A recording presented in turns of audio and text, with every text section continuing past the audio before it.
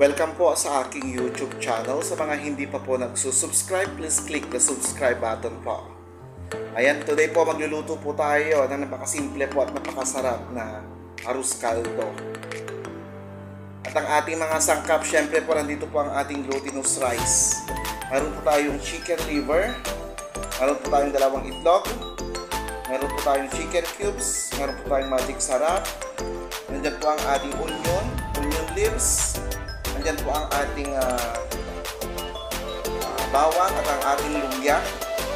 Nandiyan din po ang ating olive oil, ang ating garlic powder, ang ating black pepper, at syempre ang nagpapakulay yellow po, ang ating turmeric powder.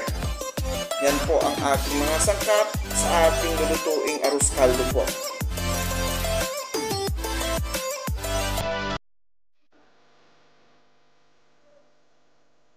Ayan na po.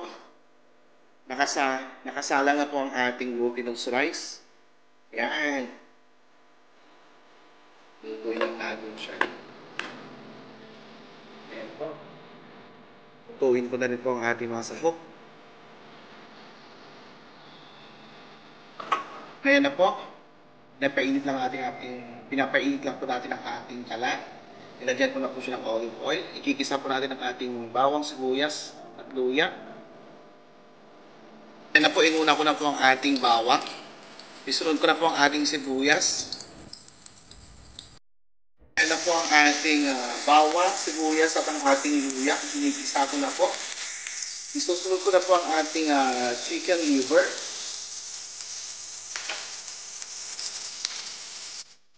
Ayan na po, hinigisa ko na po ang ating chicken liver. Ayan na.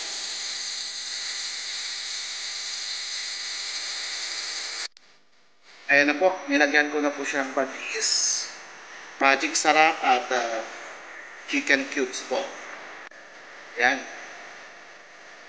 Ayan na po. Lalagyan ko na rin po siya ng turmeric powder at saka black pepper.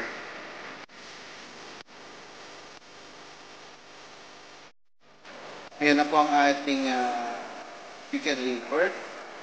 Ayan. Ihahalo ko na po sa ating nilulutong glutinous rice po. Sa ating glutinous rice.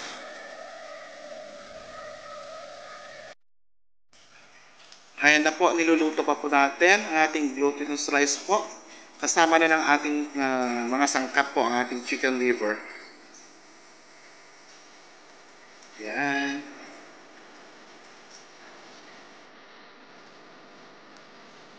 Yan na po ang ating arroz caldo.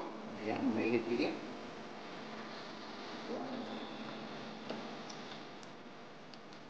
Luwi lang natin ng konti po. Ayan na po ang ating finished product po. Ayan na po ang ating arroz caldo. Ayan. Isasalin.